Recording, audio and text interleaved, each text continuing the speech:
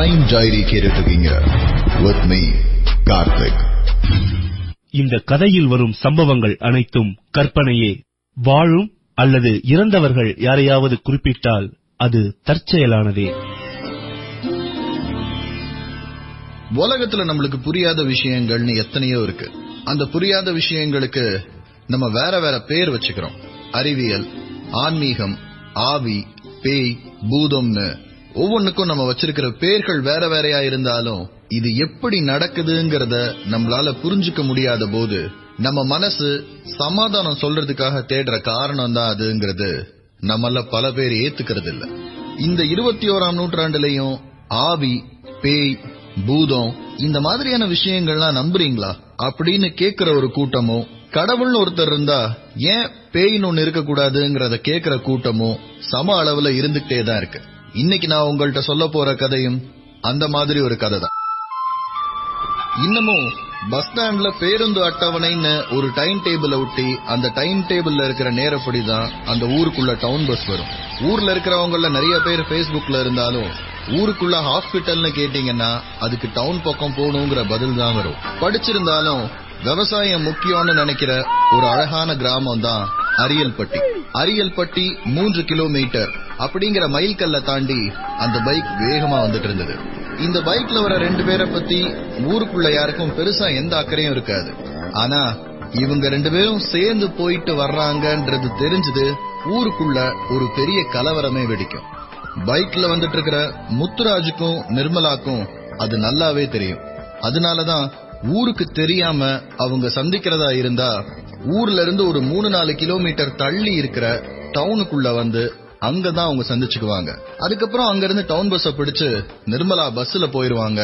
Muthuraj bike எடுத்துட்டு வெளியில எங்கேயாவது போயிட்டு கொஞ்சம் லேட்டா ஊருக்குள்ள வருவான். ஊருக்குள்ள 2 பேரும் எதிர்க்க பாத்துக்கிட்டாலும் தெரிஞ்ச மாதிரி எல்லாம் காமிச்சுக்க மாட்டாங்க. டேய், உங்க கூட டியூஷன்ல படிச்ச பிள்ளை போதுரா அப்படின்னு சுத்தி இருக்கிறவங்க சொன்னா கூட முத்துராஜ் ஊருக்குள்ள நிர்மலாவை நிமிந்து கூட பார்த்தது கிடையாது. அப்படி இருக்கிற முத்துராஜ் இன்னைக்கு எதை நினைச்சான்னு தெரியல. நான் உன்னை ஊருக்கு முன்னாடியே இறக்கி விட்டுறேன், என் கூட பைக்ல வான்னு நிர்மலா மனச பயங்கரமா கன்வின்ஸ் பண்ணி பைக்ல கூட்டிட்டு வந்துட்டு இருந்தான். பாவம் அந்த 2 பேருக்கும் அடுத்து என்ன நடக்க போகுதுன்னு தெரியாதுல்ல. பயங்கரமான இடி சத்தத்தோட மழை இறங்க ஆரம்பிக்குது வேகமா. கருப்பா மேகம் இறங்கி இருக்கிறத பார்த்த உடனே முத்துராஜுக்கு புரிஞ்சு போச்சு இந்த மழை அவ்வளவு சீக்கிரத்துல விட போறது இல்லன்னு. வண்டியை எங்கேயாவது ஓரம் கட்டிட்டு நிக்கலாம் அப்படின்றதுக்காக அந்த மெயின் ரோட்ல சுத்தி இடத்த தேட ஆரம்பிக்கிறான் முத்துராஜ். மெயின் ரோட்ல இருந்து ஒரு 400 மீட்டர் தொலைவுல ஒரு சிதிலம் அடைஞ்ச பங்களா ஒண்ணு கண்ணுக்கு படுது. பங்களாவை விட பங்களாக்கு முன்னாடி இருந்த போர்டிகோ மாதிரியான ஒரு அமைப்பு முத்துராஜ் அங்க வாவான்னு கூப்பிட்ட மாதிரியே இருந்தது. நிமி, அந்த வீட்டு வாசல்ல நிப்போம், மழை நின்னே கிளம்புவோமா? வேணாம், எங்கேயும் நிக்கலாம் வேணாம், நேரா வீட்டுக்கு போலாம். ஏய், கருத்துக்கிட்ட இறங்குது, சொன்னா கேளு, மழை நிக்காது. வேணாம், எனக்கு பயமா இருக்கு. பைக்க கொண்டு போய் மழை விழாத மாதிரி அந்த பங்களாக்கு கீழே நிப்பாட்டிட்டு பங்களாவுடைய வாசல்ல கைகளை தேய்ச்சுக்கிட்டு நிக்க ஆரம்பிக்கிறாங்க நிர்மலாவும் முத்துராஜும். வீட்டுக்கு போக நேரம் ஆகுதேங்கிற பயம், மழையில நனைஞ்சதுனால வந்த குளிர், இது 2 நாளையும் நிர்மலாவுடைய உடல் நடுங்கிக்கிட்டே நிக்குது. ஆனா அந்த வயசுக்கே உரிய வேகம் முத்துராஜ் கிட்ட இருந்தது. சாயங்காலம் 5 மணி, வெளியில பயங்கரமான மழை பெஞ்சிட்டு இருக்கு. ஒரு வீட்டு வாசல்ல நிக்கிறோம். அந்த வீடு ஒரு பாழடைஞ்ச வீடு, கூடவே மனசுக்கு பிடிச்ச பொண்ணு. ஹீரோயிசமா ஏதாவது பண்ணலாங்கிற ஆசையில மெதுவா அந்த வீட்டினுடைய காலிங் பெல் அடிக்கிறதுக்காக காலிங் பெல்ல தேட ஆரம்பிக்கிறான். இது அடிக்கிறதுக்கு காலிங் பெல்லா? தட்டுறதுக்கு கதவை கூட காணா. முதல் கட்டுல யாரையும் தடுக்கிறதுக்கான கதவு மாதிரியான அமைப்பு எதுவுமே இல்ல. ஆனா பல வருஷங்களுக்கு முன்னாடி அந்த இடத்துல கதவுன்னு ஒண்ணு இருந்திருக்கணுங்கிறதுக்கான அடையாளம் இருந்தது. செல்லரிச்சு போன ஒரு நிலைப்படிக்கட்டு அங்க ஒரு கதவு இருந்ததுக்கான அடையாளமா இருந்தது. மெதுவா அதை தாண்டி உள்ள காலடி எடுத்து வைக்கிற முத்துராஜ நிர்மலாவுடைய குரல் தடுத்தது. டேய், உள்ள போகாதடா. இருமா, யாரு இருக்கா என்னன்னு பாத்துட்டு வருவல்ல அப்படின்னு சொல்லிட்டு மெதுவா இன்னும் 2 அடி எடுத்து அந்த வீட்டினுடைய முகப்பு கதவுல கை வைக்கிறான்.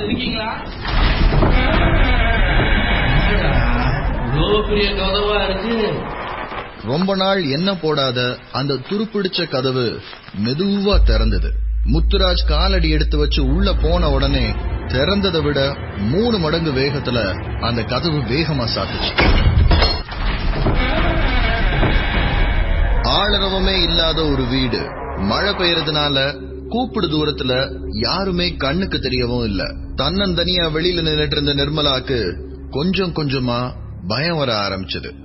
நிர்மலாவுடைய மனசுல பயம் கொஞ்சம் கொஞ்சமா ஜாஸ்தியாக ஆரம்பிச்சது. முத்து முத்து. உள்ள போன முத்துராஜ் கிட்ட இருந்து எந்த பதிலும் இல்ல.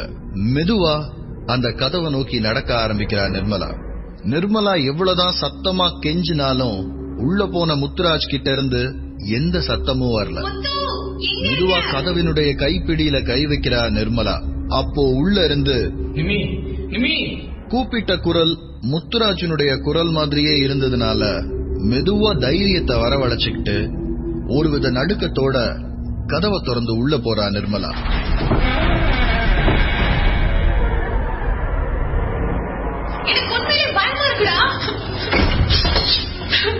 நிர்மலா கெஞ்சினாலும் அழுதாலும் அதட்டினாலும் முத்துராஜ் கிட்ட இருந்து எந்த பதிலுமே இல்ல.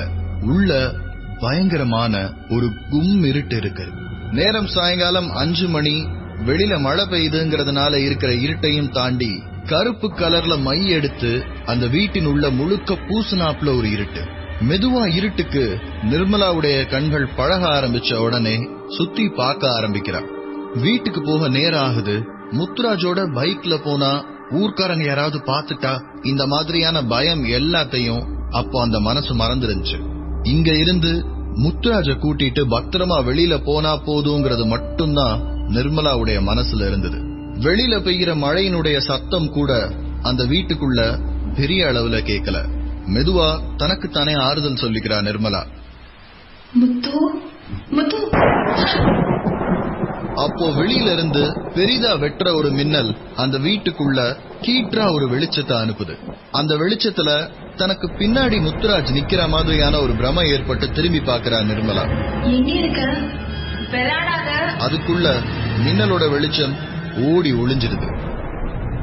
எங்க முத்துராஜ் நின்ன மாதிரியான ஒரு பிரமை ஏற்பட்டுச்சோ அந்த இடத்தை நோக்கி மெதுவா கால்களால தரைய தொலாவிக்கிட்டு கைகளால முன்னாடி ஏதாவது தட்டுப்படுதாங்கிறத தேடிக்கிட்டே சின்ன சின்னதா அடி எடுத்து வச்சு நடக்க ஆரம்பிக்கிறா.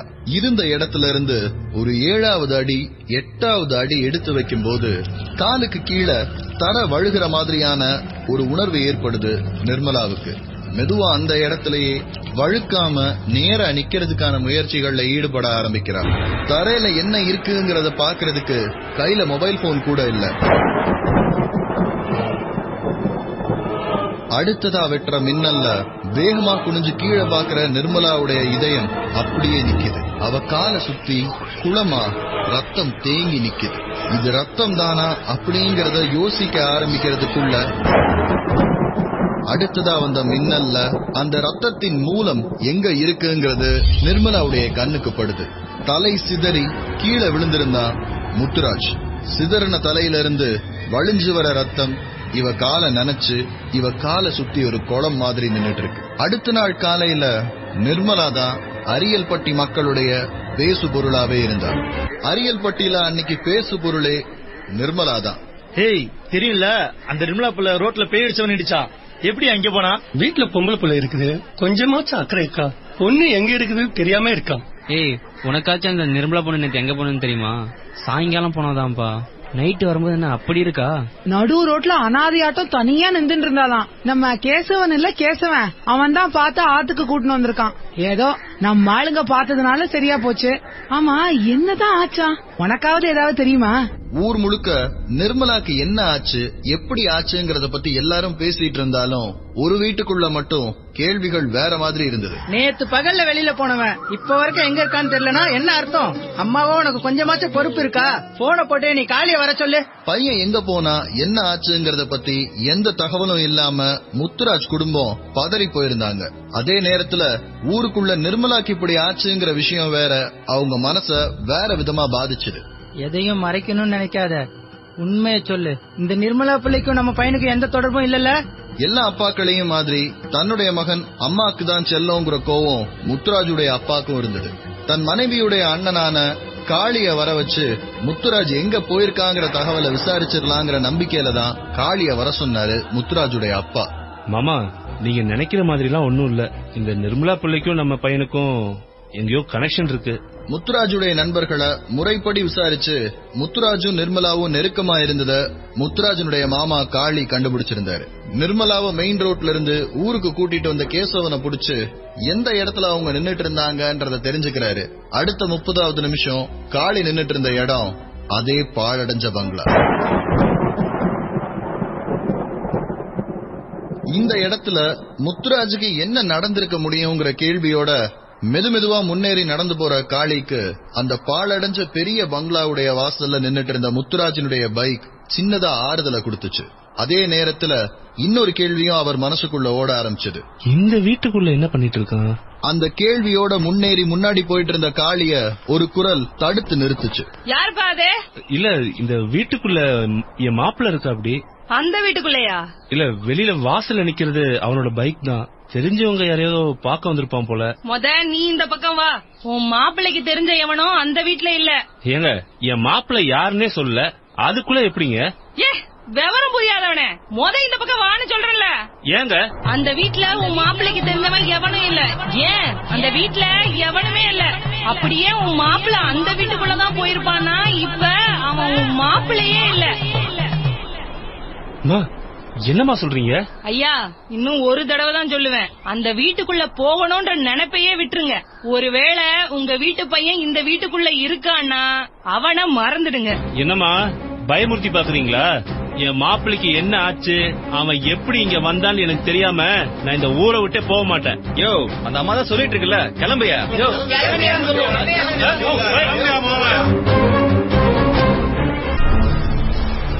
தான் மாப்பிள்ளையோட பைக் ஒரு வீட்டு முன்னாடி நிக்கும் போது கூட அந்த வீட்டுக்குள்ள தன்னை போக விடாம இந்த ஊர்க்காரங்க ஏன் தடுக்கிறாங்கன்றதுக்கான காரணம் காளிக்கு அப்ப புரியல.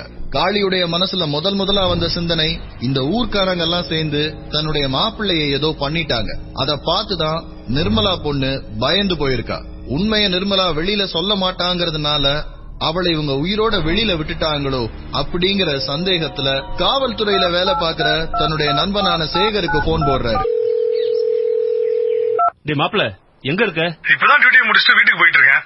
டேய், ஊருக்குள்ள பிரச்சனை, உடனே கிளம்பி வா. ஏய், அதுக்கு நீ உங்க ஊர் போலீஸ் ஸ்டேஷனுக்கு போன் பண்ணணும். நான் டவுன்டா, அது என் எல்லையே கிடையாது.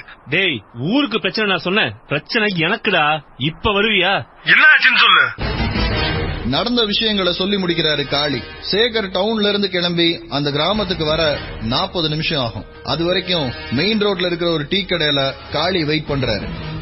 தம்பி, அந்த அம்மா தான் சொல்லுது, கிளம்பவே மாட்டீங்களே. எப்படின்னே போவேன்? தங்கச்சி பையன் கடைசியா வந்தது இங்கதான். அதுக்கப்புறம் ஆள் பேச்சும் இல்ல, எங்க இருக்காங்கிற தகவலும் இல்ல. அப்படியே விட்டுட்டு போவீங்களா? யோ, அந்த வீட்டுக்குள்ள போனவன் எவனும் உயிரோட திரும்பி வந்ததே இல்லையா? என்ன பேய் பங்களாவா? மொரட்டு ராஜாவோட பங்களா. உங்க போலீஸ் கீலேஸ் எல்லாம் இங்க வேலைக்கு ஆகாது. யோ போயா. யோ, சொன்னா கேளியா? யோ, எந்த வீடுடா? தோ அந்த வீடு தான்டா. நீ உள்ள போ, எவன் கேக்குறான்னு நான் பாக்குறேன்.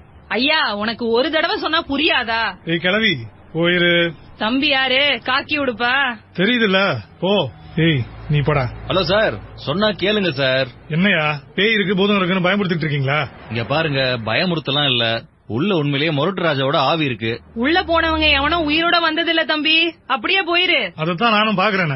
ஏய் நில்றா, நானும் கூட வரேன். துப்பாக்கி வச்சிருக்கிற போலீஸ்காரன எந்த ஆவி என்ன பண்ணுதுன்னு பாப்போம். டேய், உண்மையிலே துப்பாக்கில கொண்டு வந்திருக்கியா?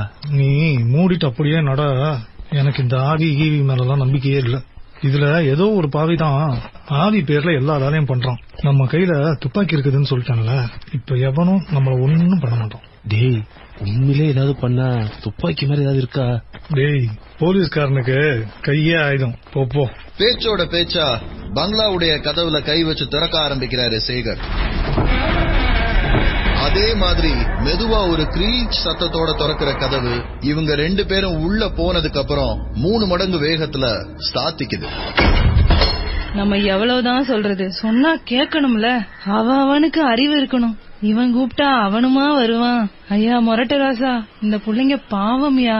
ஏய் கிழவி, என்ன அனுத்திக்கிட்டு இருக்க?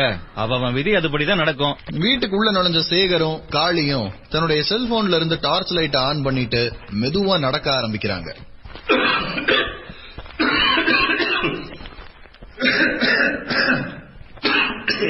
இந்த வீட்டை எத்தனை வருஷம் திறந்தாங்க? டேய், இதுக்குள்ள மாப்பிள்ள என்னடா பண்றான்? அந்த வீட்டுல அடைஞ்சு கிடந்த அந்த நெடியோட மெதுவா 2 பேரும் ஒரு கட்டா முன்னேறாங்க. ஒரு பெரிய அரண்மனை பாதியா இடிஞ்சு போயிருந்தா எப்படி இருக்குமோ அப்படி இருந்தது அந்த பங்களா. மெதுவா நடந்து வர 2 பேருடைய காலுக்கு கீழையும் ஒரு பலகை தட்டுப்படுது. பேச்சோட பேச்சா காளி கீழே இருந்த அந்த பலகைய தூக்க ஆரம்பிக்கிறாரு. உள்ள மரக்கட்டுகளாலான ஒரு 17-18 படிகள் இறங்கி போகுது. மெதுவா இறங்க ஆரம்பிக்கிறாங்க 2 பேரும். உள்ள அந்த காலத்துல எல்லா வசதிகளோடையும் ஒரு அரண்மனை இருந்திருந்தா இப்படித்தான் இருந்திருக்கும்னு சொல்ற மாதிரி ஒரு மிகப்பெரிய விஸ்தாரமான முதல் கட்டு இருந்தது. பராமரிப்பு இல்லாம அங்கங்க ஒட்டட படிஞ்சிருந்தாலும் சுவர் முழுக்க காத்தினுடைய அழுக்கு ஒரு படலம் மாதிரி மேல படிஞ்சிருந்தாலும் அந்த இடத்தினுடைய வசதி வாய்ப்பு எந்த விதத்திலையும் குறையவே இல்லை. முழுக்க முழுக்க மர வேலைப்பாடுகளாலான ஒரு 16 ஆசனங்கள் இருந்தது. ஒவ்வொரு ஆசனமும் ஒரு பெரிய சைஸ் சிம்மாசனம் மாதிரி அலங்கார வேலைப்பாடுகளோட கம்பீரமா இருந்தது. இவங்க இறங்கி வந்த படியில இருந்து ஒரு 10 அடி தூரத்துல ஆரம்பிக்கிற அந்த அறையில நுழைஞ்ச உடனே வரிசையா 8 ஆசனங்கள் போடப்பட்டிருக்கு.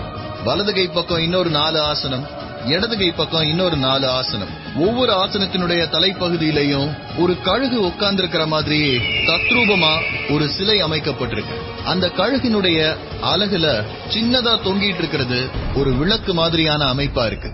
ராஜாக்கள் ரகசியமான ஒரு சந்திப்பு நடத்தும் போது அந்த இடத்துல எல்லாரும் கூடுனா சின்னதா வெளிச்சம் மட்டும் தெரியறதுக்கான ஒரு அமைப்பு மாதிரி அந்த ஆசனத்தின் மேல அது அமைக்கப்பட்டிருந்தது. அந்த முதல் கட்டை தாண்டி 2வது கட்டுக்குள்ள போகும்போது 2 பேருடைய இருமலும் அதிகமாக ஆரம்பிக்கிறது.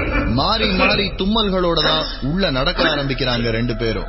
இந்த 2வது கட்டு ஒரு பெரிய கல் மேடையும் அதை சுத்தி வரிசை ஆசனங்களும் போடப்பட்டிருந்தது. தற்காலத்தில் அமைக்கப்படும் டைனிங் ஹால் மாதிரியான அந்த கட்டையும் தாண்டி 3வது கட்டுக்குள்ள அடி எடுத்து வைக்கும் போது சேகருடைய இருமல் சத்தம் இன்னும் அதிகமாச்சு. காளிக்கு தன்னுடைய மாப்பிள்ளை இந்த வீட்டுக்குள்ள உயிரோட இருப்பாங்கிற நம்பிக்கை அறவே போயிருச்சு. ஆனாலும் அவனுக்கு என்னதான் ஆச்சுங்கிறத தெரிஞ்சுக்கிற ஆர்வத்துல அடுத்த கட்டுக்குள்ள காலடி எடுத்து வச்சாங்க. ஒவ்வொரு கட்டையா தாண்டி உள்ள நடக்க நடக்க அந்த அறையினுடைய வெப்பநிலை கொஞ்சம் கொஞ்சமா குறையிற மாதிரி இருந்தது 2 பேருக்கும்.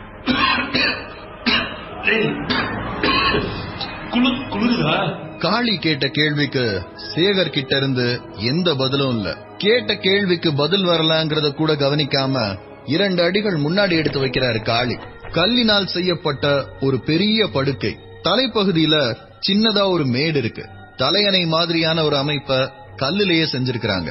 படுக்கக்கூடிய ஆளினுடைய உயரம் 6.5 அடிக்கு மேல இருக்கணும். அவருடைய கால் வைக்கக்கூடிய இடத்துல கணுக்கால் உள்ள பதியிற மாதிரி சின்னதா குழி மாதிரியான ஒரு அமைப்பு இருக்கு. நடு முதுகு தண்டுவடத்துல படுற மாதிரி முதுகு பகுதியில ஒரு சின்ன மேடு அமைக்கப்பட்டிருக்கு. அக்குபங்சர் முறைப்படி அந்த இடத்துல நேரா படுத்து தூங்குனா ஒரு நிம்மதியான தூக்கம் வர்றதுக்கான எல்லா அம்சங்களோடையும் அந்த படுக்கை செய்யப்பட்டிருக்கணும். ஆனா இது எதையும் கவனிக்கிற நிலைமையில சேகரும் காளியும் இல்ல. அந்த படுக்கையை பார்த்ததுக்கு அப்புறம் தான் சேகர் தான் கேட்ட கேள்விக்கு பதில் சொல்லலாங்கிற ஞாபகம் காளிக்கு வருது.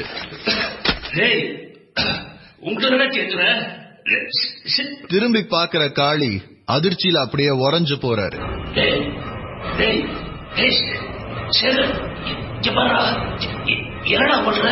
அந்த வீட்டினுடைய அடர்ந்த நெடி மூக்குல ஏற ஏற குரல் வளை கொஞ்சம் கொஞ்சமா பாதிக்கப்பட்டாலும் சேகரை நோக்கி மெதுவா அடி எடுத்து வச்சு போற காளிக்கு அங்க அதிர்ச்சி காத்துட்டு இருந்தது.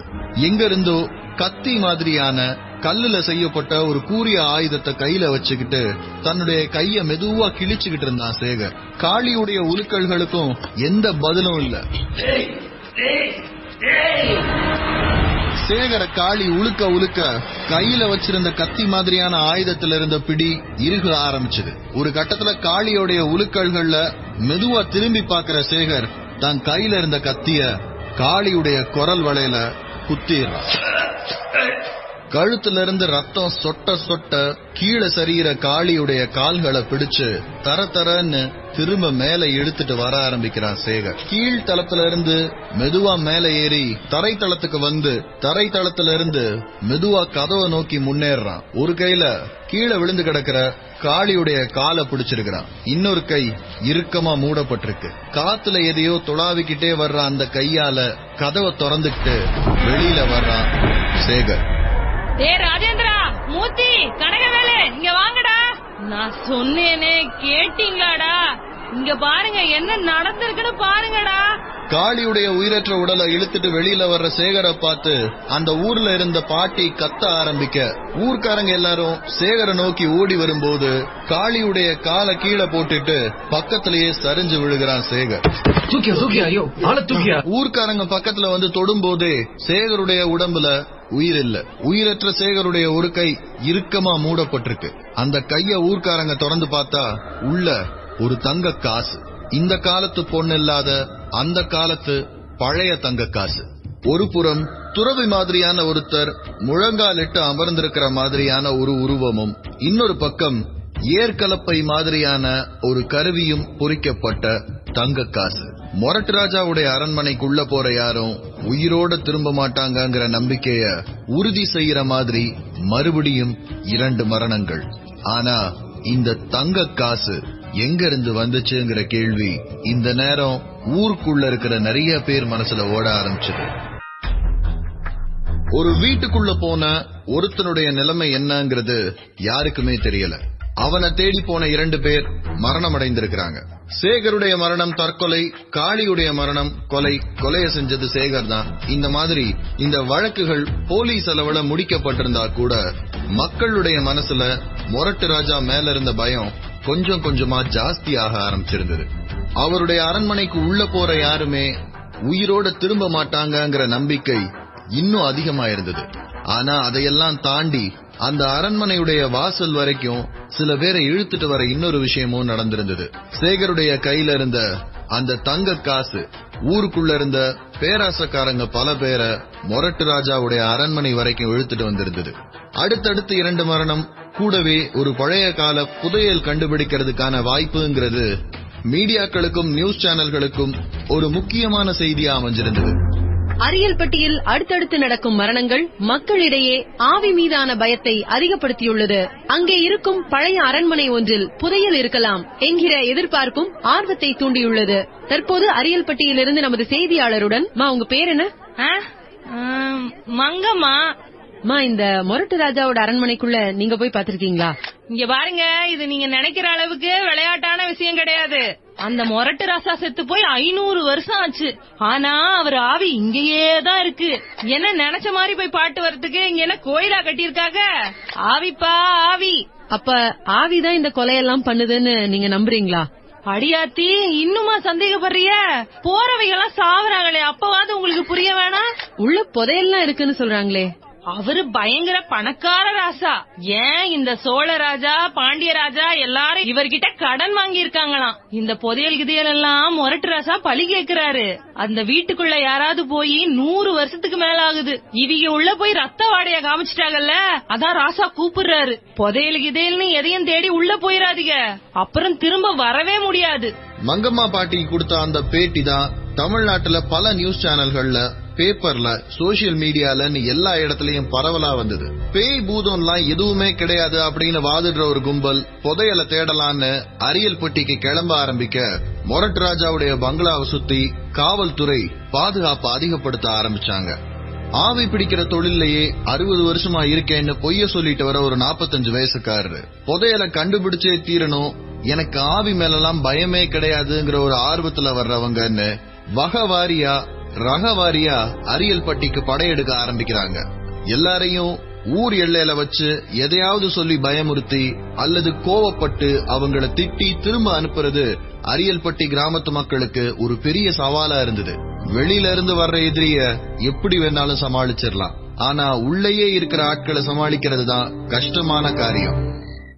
அன்னைக்கும் அரியல்பட்டிக்காரங்களுக்கு அதுதான் நடந்தது.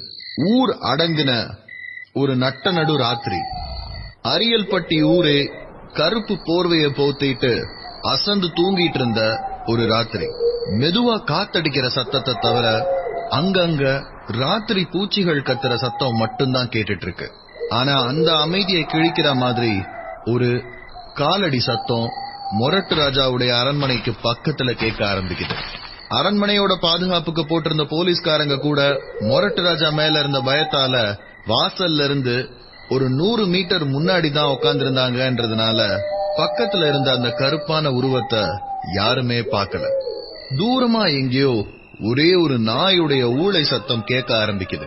அரை தூக்கத்துல மெதுவா கண்ணை முழிச்சு பாக்குற போலீஸ்காரர் மொபைல் எடுத்து மணி பாக்குறாரு. மணி 1:38. போனை திரும்பவும் தன்னுடைய பாக்கெட்ல வச்சுட்டு தூக்கத்தை தொடர ஆரம்பிச்சிட்டாரு போலீஸ்காரர். ஒருவேளை அவர் பின்னாடி திரும்ப பார்த்திருந்தா மரத்துக்கு பின்னாடி அவசரமா ஒளிஞ்சிட்டு இருந்த அந்த கருப்பு உருவத்தை பார்த்திருப்பாரு. போலீஸ்காரர் கிட்ட இருந்து மெலிதா வர ஆரம்பிச்ச அந்த கொரட்ட சத்தம் அவர் மறுபடியும் தூங்கிட்டாருங்கிறத உறுதிப்படுத்துச்சு. அமைதியா காத்திருந்த கருப்பு உருவம் மறுபடியும் மெல்ல பூனை மாதிரி காலடி எடுத்து வச்சு மொரட்டு ராஜாவுடைய அரண்மனையை நோக்கி நடக்க ஆரம்பிச்சது. மொரட்டு ராஜாவுடைய அரண்மனை கதவு பக்கத்துல வந்து நின்னுட்டு வேற யாரும் அங்க இல்ல, தன்னை யாரும் பார்க்கலங்கிறத உறுதிப்படுத்திக்கிட்ட அந்த கருப்பு உருவம் தன்னுடைய மடியில இருந்து ஒரு பொருளை கையில எடுத்துச்சு. இன்னும் ஒரு தடவை சுத்தி முத்தி பார்த்து சூழ்நிலையை உறுதிப்படுத்திக்கிட்டதுக்கு அப்புறம் பக்கத்துல இருந்த அந்த உயரமான மரத்து மேல தான் கையில இருக்கிற கல்ல வேகமா எரிஞ்சுது. மரத்து மேல கல்லு விழுந்த உடனே அந்த மரத்துக்குள்ள அயர்ந்து தூங்கிட்டு இருந்த பறவைகள் வேகமா வெளியில பறக்க ஆரம்பிச்சது. அந்த நொடி பொழுதுல ஏற்பட்ட சத்தத்துல கதவு திறக்கிற சத்தத்தை காணாம போக வச்சுட்டு வீட்டுக்குள்ள மெதுவா நுழைஞ்சது அந்த கருப்பு உருவம். இப்ப வரைக்கும் அந்த உருவம் எதிர்பார்த்த மாதிரி தான் எல்லாமே நடந்திருக்கு. ஆனா இதுக்கப்புறமும் அப்படியேதான் நடக்குமா? அடுத்த வாரம் கிரைம் டைரியில். கிரைம் டைரி பத்தின உங்களுடைய கருத்துக்களை எங்களுடைய Facebook பேஜான www.facebook.com/Radio City India பக்கத்துல சொல்லுங்க. மறுபடியும் அடுத்த வாரம் இன்னொரு கதையோட உங்களை சந்திக்கிறோம். Crime diary with Karthik. Radio city Tamil, எங்கேயும் எப்பொழுதும்.